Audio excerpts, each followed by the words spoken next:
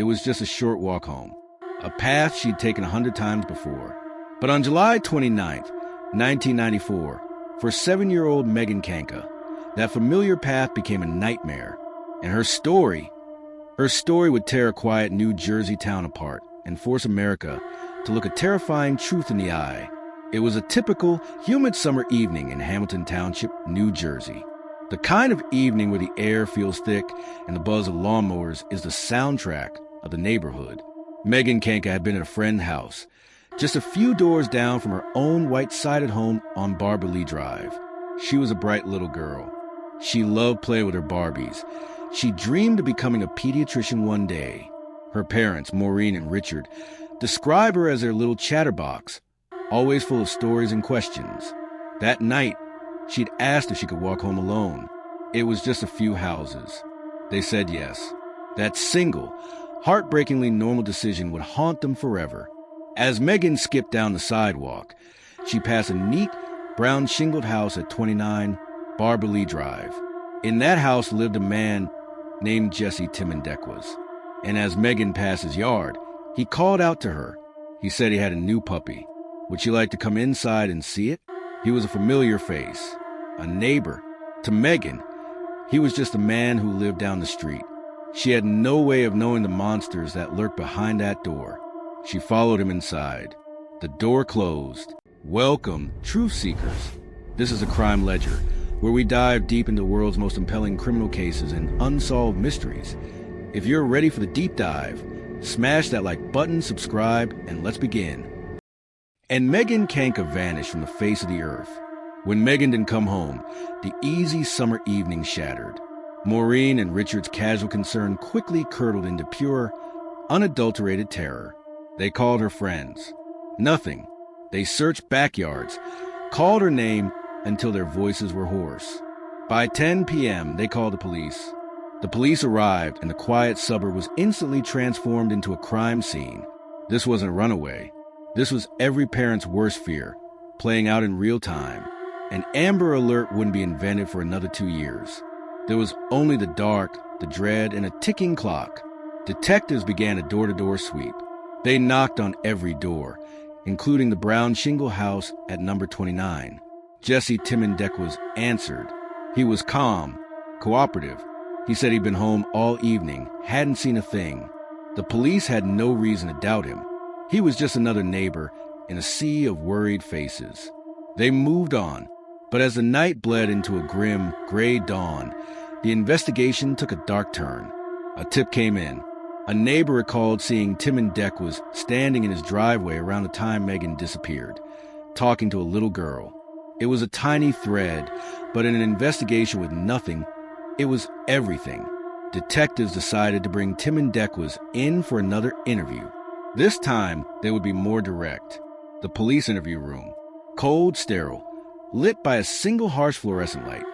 Dramatized detective voice, Jesse, we know you talked to Megan. We have a witness. What happened after she went inside your house? The pressure was mounting. Timendekwas' story began to unravel. He changed details. He stammered, and then he broke. He looked at the detective, his eyes empty, and uttered a sentence that would send a chill down the spine of the entire nation. I'll show you where she is. With those words, he led them to a remote corner of a local park. And there, beneath a discarded toy box, wrapped in plastic, they found the small, lifeless body of Megan Kanka. The little girl who had left to see a puppy was gone. The autopsy would reveal the full, brutal horror. She had been sexually assaulted and strangled to death. The cause of death was manual asphyxiation. He had used his own hands. The community's grief instantly ignited into a white-hot rage.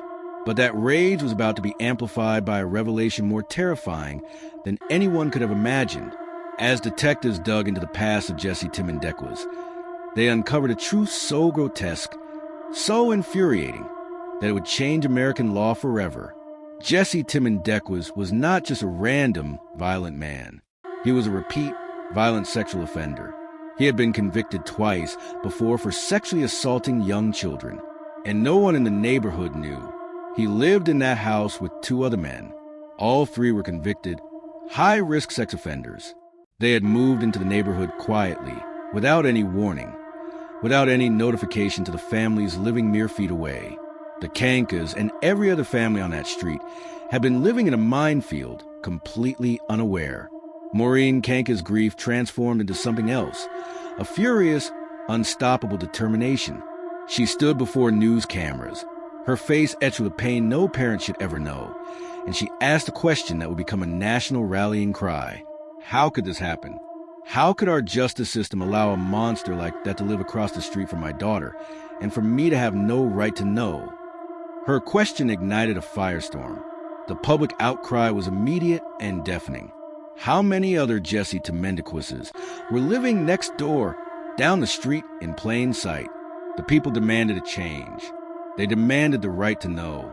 And so began a political and legal battle that raced through the state of New Jersey and straight to the steps of the U.S. Capitol.